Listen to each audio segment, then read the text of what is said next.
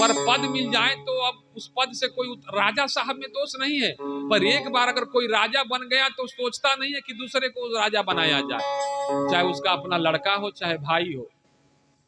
दशरथ जी को बात दिल में चुभ गई, कहा जनता अब हमसे उब रही है।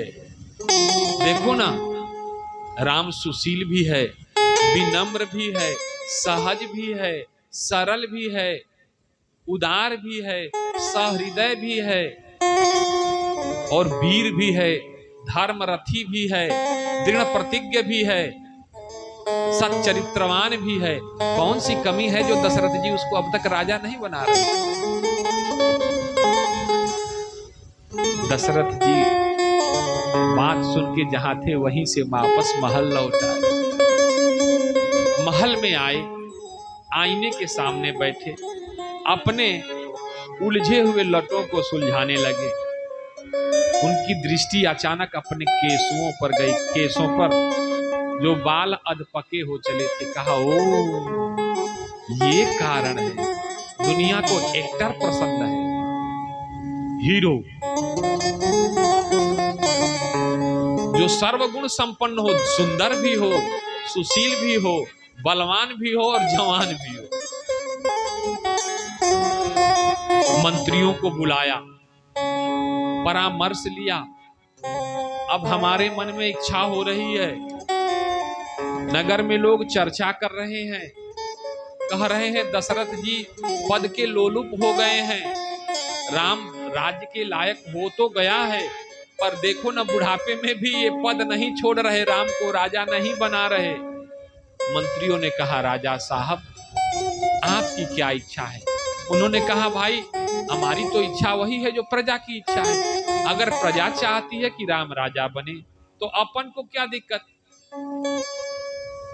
तो स्वीकृति दे दिया। मंत्रीगण मिल करके एक सहमति से बोले कि राम को राजा बना ही दिया जाए, पर उसके लिए गुरुदेव की आज्ञा जरूरी थी। और गुरु को हमेशा सत्य बोलना चाहिए, किसी को रिझाने प्रसन्न करने के लिए नहीं बोलना चाहिए। ध्यान दीजिए, गुरु थोड़ा कड़ा बोले तो समझ लो आपका हित है।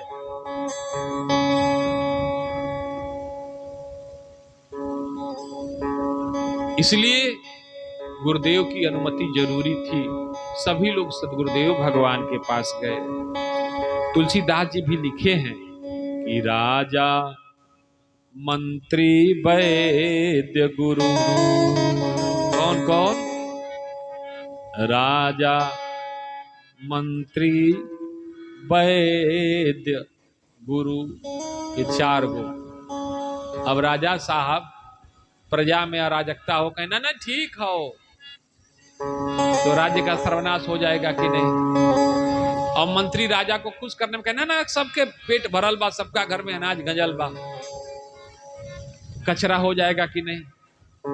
और वैद्य जी शुगर के मरीज, अरे कोनो बात नहीं, अब पहलवान है, देख रहे हैं वैद्य जी के पहलवान है, कहीं बताएं कि मिठाई छोड़ दो तो पटक के कहना खा सकते। अरे अरे आप पहलवान आदमी, आपको कौन मिठाई छोड़ने की जरूरत? तो बताओ पहलवान का क्या होगा? और सदगुरुदेव ये शिष्य की प्रशंसा करे तो बिगड़ जाएगा। इसलिए मानस में तुलसीदास जी कहते हैं कि राजा मंत्री वैद्य गुरु, जो प्रिय बोले भय आस, तो धन धर्म और वंश का होय बेगी नाश। तो एक साथ तीनों धन भी चला जाता है, धर्म भी चला जाता है और वंश का भी समूल विनाश होना तय है। वशिष्ठ जी के पास मंत्रियों का समूह लेके दशरथ जी पहुंचे हैं। वशिष्ठ जी को ताड़ते देर नहीं लगी, वो त्रिकालदर्शी महापुरुष हैं। आओ राजन, मंत्रियों के समूह के साथ कैसे आना हुआ? गुरुदेव पूछिए मत, एक खुशखबरी है, बस आपको मोहर लगाना बाकी है। आपकी रजा तो हर काम में मजा। क्या बात है बताओ? बोलो राजन। आज तुम्हारे चेहरे की रौनक कुछ अलग ही है। तुम्हारे चेहरे का जो तेज है, तुम्हारे चेहरे की तेज जो है, उस पर नजर टिकाना बहुत कठिन हो रहा है। गुरुदेव, प्रजापुर की, मंत्रियों की और हमारे भी मन में एक इच्छा है कि क्यों न राम को राजा बना दिया जाए। बस आपकी इच्छा हो तब। गुरुदेव भगवान ने कहा, जब सबकी इच्छा हो ही गई है तो अब हम क्यों बाधक बने भाई। पर एक काम करो, नहीं आए होते तो नहीं बताए होते, आ गए हो तो बता देते हैं कि बेग विलंब न करी नृप, साजी सकल समाज। राजन, देर मत करो, पूरी सामग्री जुटा के राम को अभी राजा बना दो। पर देखिए यहां चूक हो गई। मैं पिछले दिन कथा में बताया कि माता पिता और गुरु के वचन पर विचार ना करो, क्योंकि अगर विचार किए तो डूब गए। क्या करो? अमल करो। पर आज दशरथ जी ने विचार किया। कहा, गुरुदेव भगवान, हमारे मन में एक विचार आ रहा है, आप कहें तो कहें। कहा, विचार? हमारी बात को सुनने के बाद विचार आ रहा है तो कहो राजन, क्या कहना चाहते हो। कहा, गुरुदेव, हमारे कुल देव सूर्य देवत हैं, आपकी अगर अनुमति हो, आपकी अगर अनुमति हो तो क्यों नहीं कल सूर्योदय होने के पश्चात राम को राजा बनाया जाए। वशिष्ठ जी मुस्कुराए, चलो, हमने तो अपना कार्य कर दिया, पर विधि को जो कराना है वो तो तुम्हारे मति को फेरेगी ही। कहा, ठीक है, जो विधि कुशल निवाहे रातु। ठीक है राजन, अगर ब्रह्मा जी रात बढ़िया से बिता दे तो। अब देखो, सदगुरु के वचनों पर विचार करके दशरथ जी फंस गए, क्योंकि पता वशिष्ठ जी को भी है कि राम को बन जाना है। पर शिष्य की प्रसन्नता के लिए सदगुरुदेव ने स्वीकृति दे दिया कि मैं ब्रह्मा से लड़ जाऊंगा, पर अगर यही चाहते हो तो जाओ अभी अमल करो। पर शिष्य, देखो, गुरु कुम्हार है शिष्य घड़ा, घरी घरी काढ़े खोट। कुम्हार के, एक गांव में कुम्हार मान लो, कुम्हार, अच्छा, उनके पास चाक चलाते कितने लोग देखे हैं? चाक, माटी का बर्तन बनाते हुए, एक हाथ चाक पर लगाता है, दूसरे हाथ से डंडा चलाता है, मिट्टी को दबाता है, एक आकार देता है, और आकार देके अपने हाथ को उस मिट्टी के घड़े के भीतर डालता है, ऊपर से डंडा मारता है, इसे थप थप मारा जाता है, तो वो मार करके एक रूप बनाता है। तो साधक कहता है कि सदगुरु कुम्हार है, वो चोट करता है हमको सुधारने के लिए, बनाने के लिए। कुम्हार ना मार, कुम्हार क्या ऐसा मारता है कि गगरी फूट जाए?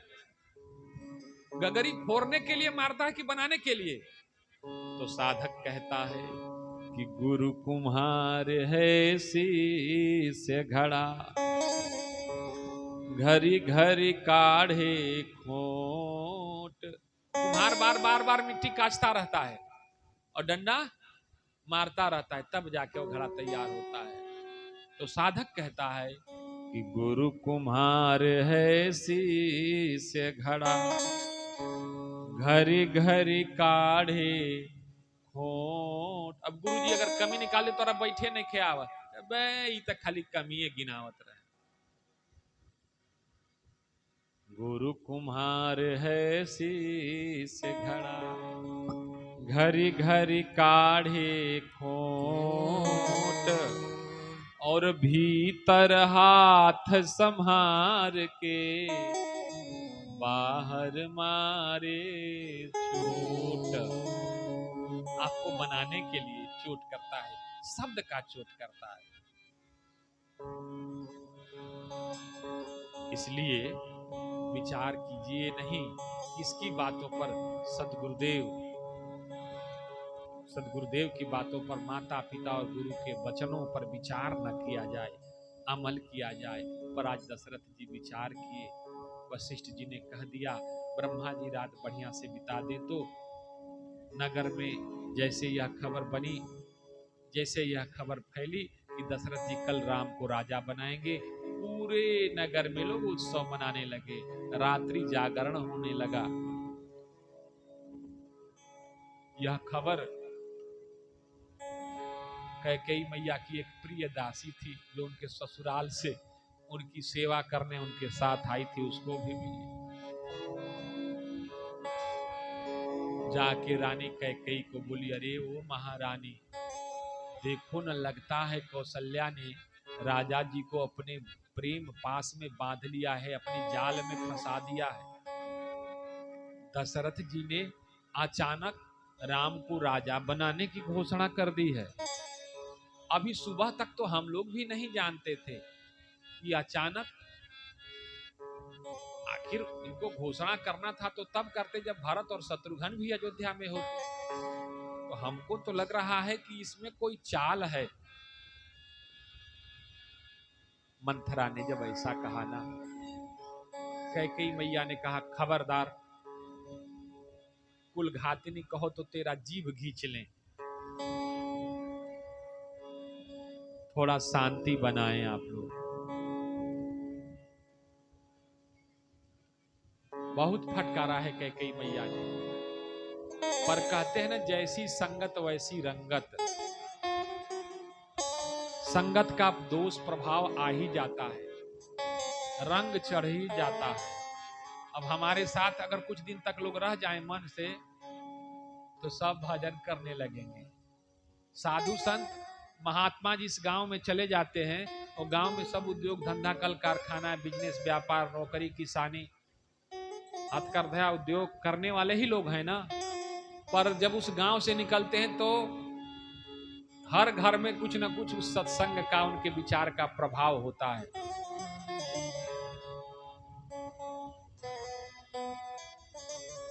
तो सदगुरुदेव भगवान ने कहा कि रात बढ़िया से बीत जाए। उधर मंथरा कैकेयी की मति बदलने में लगी रही। पहले तो कैकेयी ने मंथरा को खूब फटकारा, कहा, काने खोरे कुबरे कुटिल कुचाली बोन। कहा, टेढ़ आदमी तो तू पहले ही से हो, यही से तो भगवान पीठ पर तो के दे दिले मोहर लगा। कहा, ठीक है। कैकेयी ने एक बात कहा, मंथरा ने एक बात कहा। किसको कहा? कैकेयी को, कि को नृप हो ही हमें कहानी। हमारी बात अगर आपको समझ में नहीं आ रही है तो जाने दीजिए, हम तो नौकरानी का नौकरानी रहेंगे, पर आप महारानी से रानी हो जाएंगे। को नृप हो ही हमें कहानी,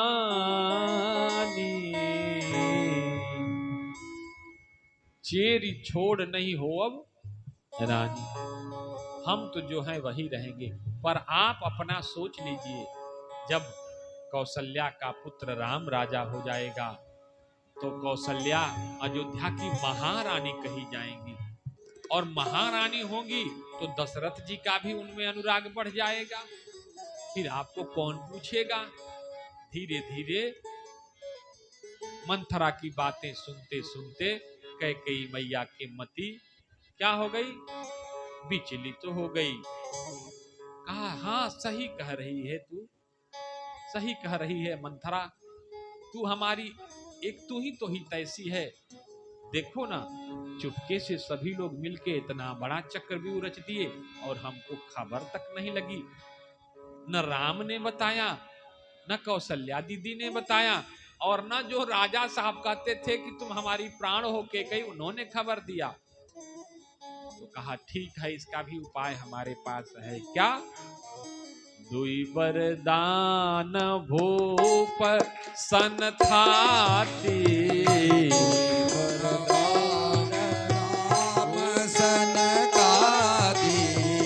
दुई वरदान भूप सन थाती,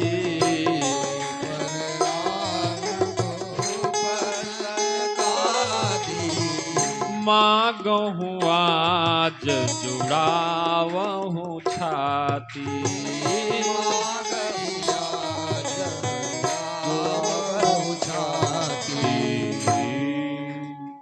कैकेयी मैया ने कहा, अरे याद आ गया, देवासुर संग्राम में एक बार जब देवताओं की मदद करने के लिए राजा गए थे तो इनकी रथ का पहिया गड़बड़ाने लगा था, तब हमने इनकी मदद की थी।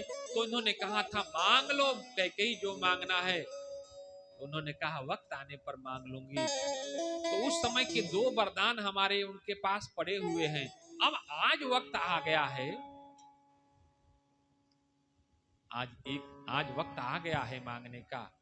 कैकेयी मैया कोप भवन में जा करके दशरथ जी के आने की बाट जो होने लगी। दशरथ जी राम के राज्याभिषेक की तैयारी में मशगूल थे। राज्य कार्य निपटा के राम के राजा बनाने के लिए जो सामग्री चाहिए थी, जिन महापुरुषों की जरूरत थी, सबको सूचना भेजने के बाद शयन कक्ष में आए, पर वहां देखा तो कैकेयी मैया नहीं थी। बगल में कोप भवन में उनके आभूषण बिखरे पड़े थे, घुंघराले बाल बिखरे पड़े थे, और कैकेयी मैया की आंखें रास्ते पर दरवाजे पर महल के वैसे ताक रही थी जैसे कोई मृग चितवा जिमी बाघिनी भूखा।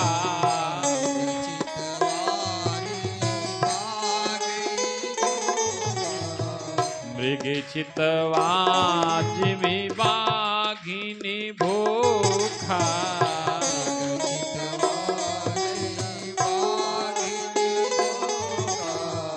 जैसे कोई भूखी हिरनी, जैसे कोई भूखी बाघन है, वो हिरन के बच्चे को खाने के लिए देख रही हो, वैसे आज दरवाजे पर आंखें गड़ा के बैठी। आ तो जाएं, बस एक बार ढूक तो जाएं। दशरथ जी देखे जब कैकेयी के दशा को, उनके पांव के नीचे से जमीन खिसक गई। कैकेयी से बहुत प्रेम करते थे दशरथ जी। पास में पहुंचे, कहे महारानी क्या हो गया, क्यों उदास हो, नाराज हो किस बात पर? अभी तो हम सुबह गए थे तो तुम प्रसन्न थी, तुम्हारे मुख कमल पर प्रसन्नता का कमल खिला हुआ था, पर अभी हताश क्यों हो?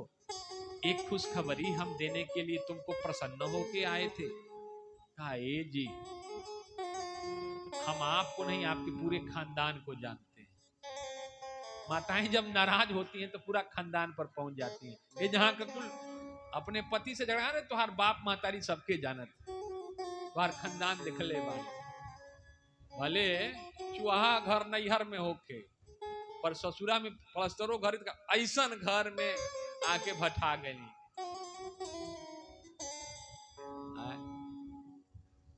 कैकेयी मैया ने कहा कि सब जानते हैं। कहा हमको आज वरदान चाहिए। कहा कैसा वरदान? कहा कुछ मांगेंगे तो देंगे। कहा हाँ।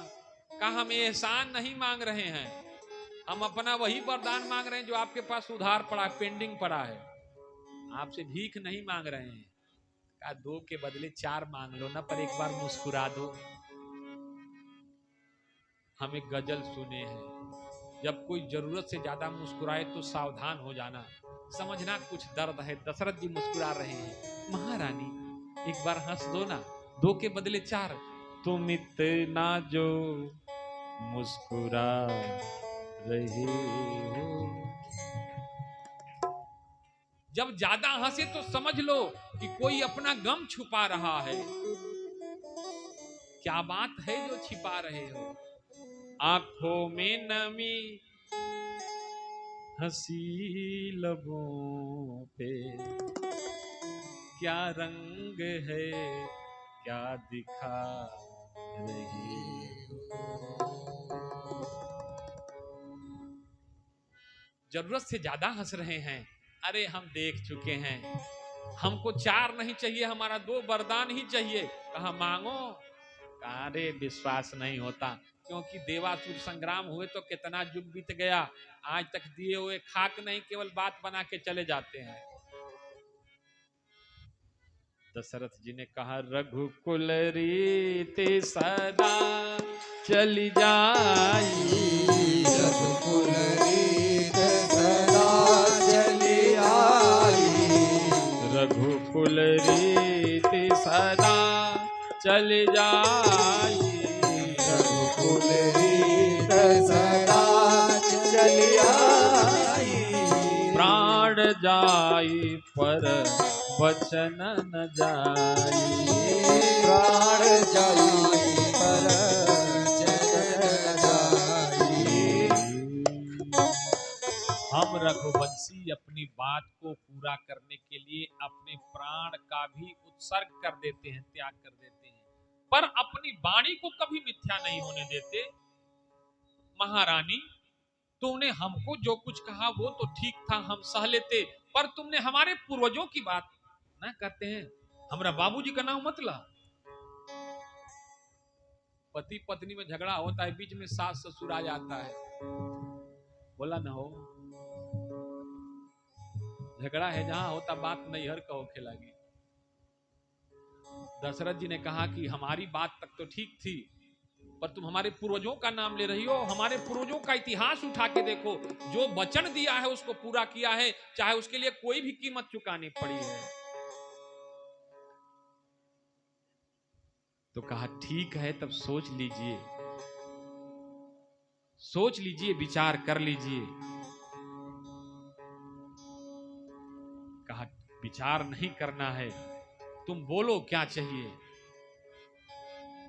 कैकेयी मैया ने सोचा कि अगर पहले कह देते हैं कि राम को वन मिले और भरत को राजगद्दी, तो हो सकता है बर्दाश्त न कर पाए,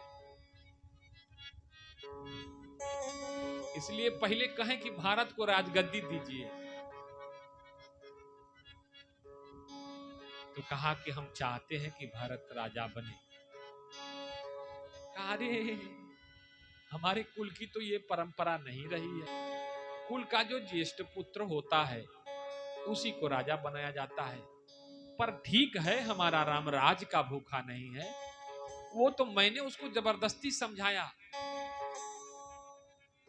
तब जाके कहीं राम ने स्वीकृति दिया है। तुम कह रही हो तो ठीक है, राम न सही भरत को ही राजा बना दिया जाएगा, पर तुम नाराज मत हो। कहा रे अभी तो एक वरदान सुने हैं, मांग प्रथम वर भरत ही टीका, भरत को राजगद्दी मिले। तो कहा दूसरा वरदान, कहा दिल थाम के बैठ जाइए, इसी वरदान में शक है कि आप देंगे नहीं। अरे जबान दे दिए तो दे देंगे, बोलो। तापस बेश विशेष उदासी, तापस बेश विशेष उदासी, तापस बेश विशेष उदासी, तापस बेश विशेष उदासी, 14 बरस राम बनवासी, 14 बरस राम बनवासी, 14 बरस राम बनवासी। तपस्वी के रूप में राम को 14 बरस का वनवास भी चाहिए। इतना सुनना था कि दशरथ जी मूर्छित होकर गिर गए।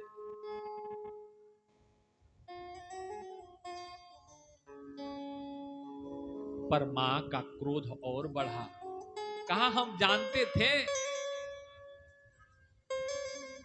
जब देना नहीं होता है तो व्यक्ति यही स्वांग रचता है, कुछ ना कुछ नाटक प्रपंच दिखाता है, औरतों की तरह रो रहे हैं। आज जब देने की बात आई तो आपको मूर्छा आ रही है, ये सब नक्कल है। आंखें खुली दशरथ जी की, विलाप करने लगे, अरे कुलघातिनी, मैं तुमको क्या समझ रहा था और तुम क्या निकली। कैकेयी, मैं तेरे चरणों में बैठा हूं, ये वरदान वापस ले ले, राम को वन मत भेज। कहा नहीं देना था तो पहले कह देना चाहिए था कि हम वरदान नहीं देते।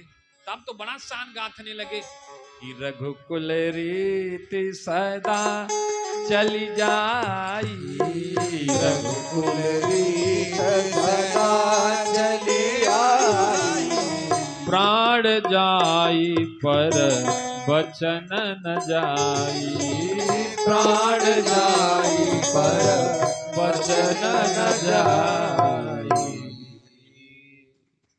दशरथ जी ने कहा, हाँ तू नागिन निकली, नागिन, हमारे कुल का सर्वनाश करने वाली नागिन, जिसको दशरथ अपने आस्तीन में पालता रहा। अगर मुझे पहले पता होता तो मैं तुम्हारा सत्यानाश पहले ही कर दिया होता, पर ले जब वचन दे दिया है तो पूरा तो करूंगा। पर दशरथ जी को चिंता खाए जा रही है। जिस राम को अभी कुछ घंटे पहले कहा बेटा, जबरदस्ती समझा के कहा तुमको राजा बनना है, उसी राम को कैसे कहें कि तुमको बन जाना है, वो भी तपस्वी के वेश में। पूरी रात बीत गई साहब, दशरथ जी सो नहीं पाए, कराह रहे थे, सांसें उखड़ रही थी। वो सूरवीर चक्रवर्ती धर्मात्मा शासक, जिसने अपने भुजाओं के बल से देवताओं की भी रक्षा की थी, आज असहाय जमीन पर पड़े परकटे पंछी की भांति तड़प रहा था। जैसे किसी पंछी का पर काट दिया जाए और जमीन पर वो तड़पता है। माई बाप,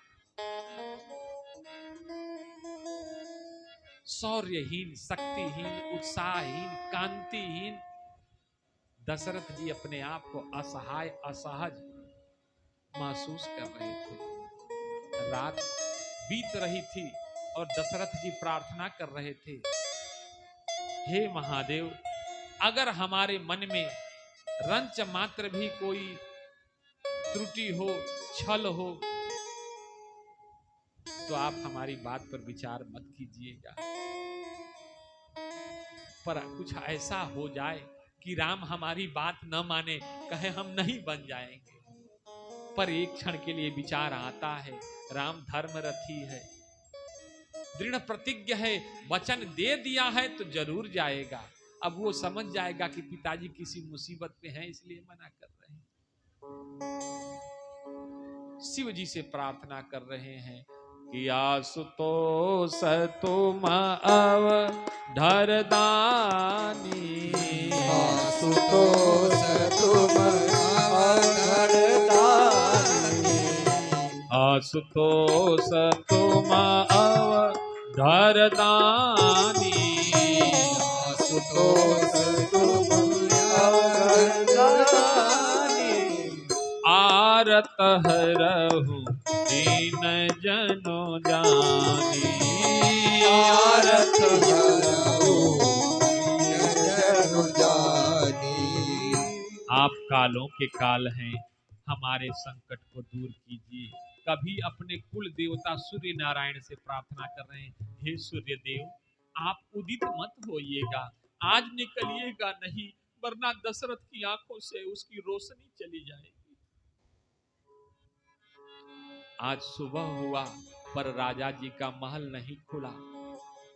लोग विचार कर रहे हैं, सारे मंत्री इकट्ठा हैं, दशरथ जी के वरिष्ठ मंत्री सुमंत्र जी विचार कर रहे हैं, इतना बड़ा कार्य है, पूरा नगर जुटना है, और आज राजा जी ऐसा तो कभी नहीं करते थे।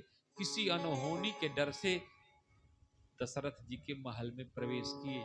वहां दशरथ जी विक्षिप्ता अवस्था में जमीन पर पड़े विलाप कर रहे थे, कोस रहे थे, हा राम, ये हमने क्या किया, मैं जिसको प्राण समझा वो प्राण पखेरु नोचने वाली निकली। सुमंत्र जी पर दृष्टि पड़ी कैकेयी मैया की, कहा आइए देखिए, समझाइए, राजा होके औरतों की तरह रो रहे हैं।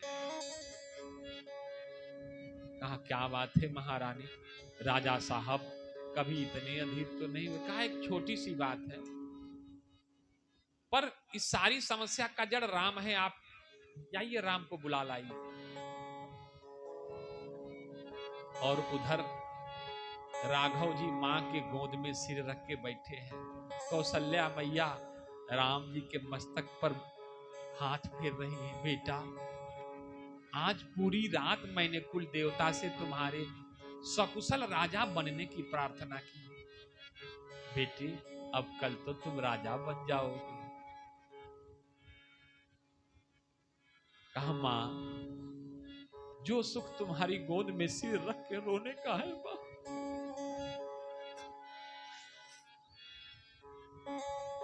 तुम्हारी आंचल में सिर रख के विचार करने का है मां, वो सुख राज पद में कहां है मां? वो तो पिताजी ने जबरदस्ती मंत्रियों का दबाव बना के मेरे को स्वीकृति दिलवाई है मां। पर मां, मैं तुम्हारा राम पहले हूं, राजा बाद में मां।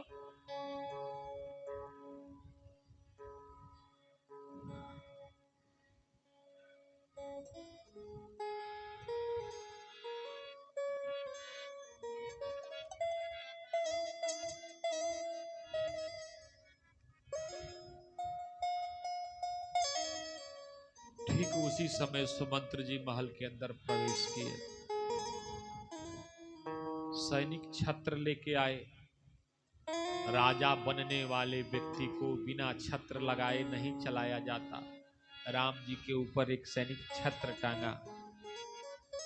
कहा, आपको दशरथ जी ने बुलाया है। राघव जी जैसे खबर मिली कि पिताजी ने बुलाया है, मां के चरणों में मस्तक नवाया। कहा, मां, मैं गया पिताजी से मिल के आता हूं। पिताजी के पास पहुंचे। आज जीवन में पहली बार राघव जी को दुख का अनुभव। मानस में तुलसीदास जी लिखे हैं कि जो आनंद सिंधु सुख राशि, जिसकी एक बूंद से संपूर्ण सृष्टि तृप्त हो जाती है, आनंदित हो जाती है, वह राम आज पहली बार दुखी हुए, पीड़ा का अनुभव हुआ। पूछा, मां, ये पिताजी को क्या हो गया है?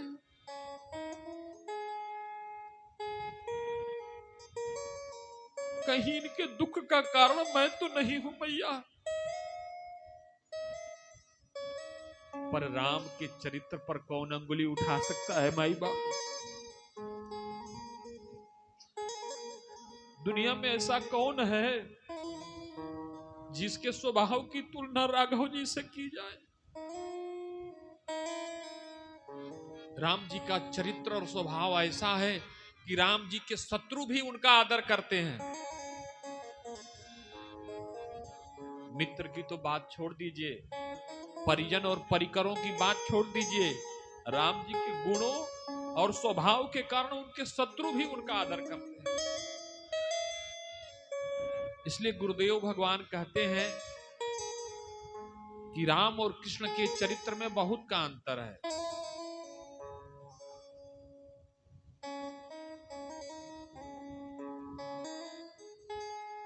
कृष्ण के और राम के चरित्र में बहुत का अंतर है। राम जी ही ऐसे हैं जिनके चरण और आचरण दोनों की वंदना की जा सकती है। राम जी के चरणों की भी वंदना की जा सकती है और राम जी के आचरण की भी वंदना की जा सकती है। पर कृष्ण भगवान के चरणों की तो वंदना की जा सकती है, लेकिन आचरण की वंदना नहीं कर सकते। इसलिए कैकेयी मैया बोली कि तुम अपराध जोग नहीं ताता,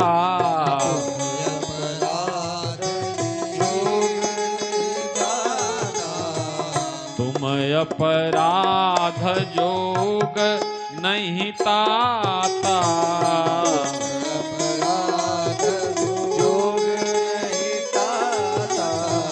हे राघव बेटे, तुमसे भला अपराध बन जाए ऐसा हो ही नहीं सकता। तुम अपराध जोग नहीं ताता,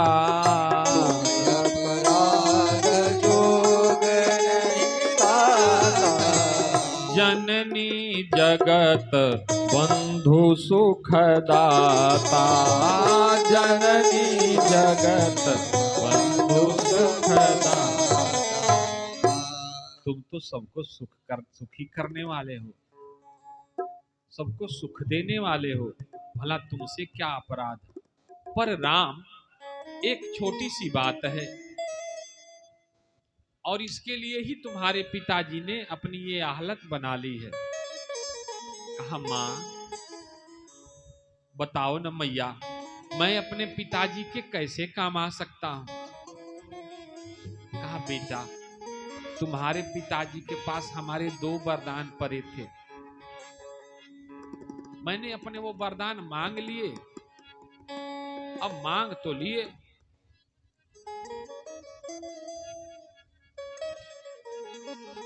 पर देने के बाद इनकी ये स्थिति है।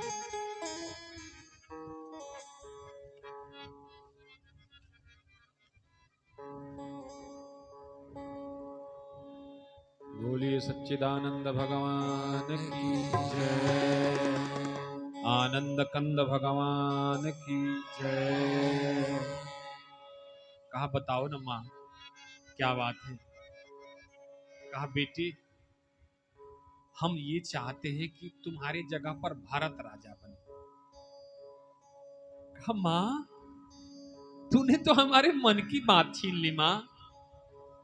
मैं भी पिताजी से कह रहा था कि पिताजी मेरे को राजा मत बनाइए, भरत को राजा बनाइए।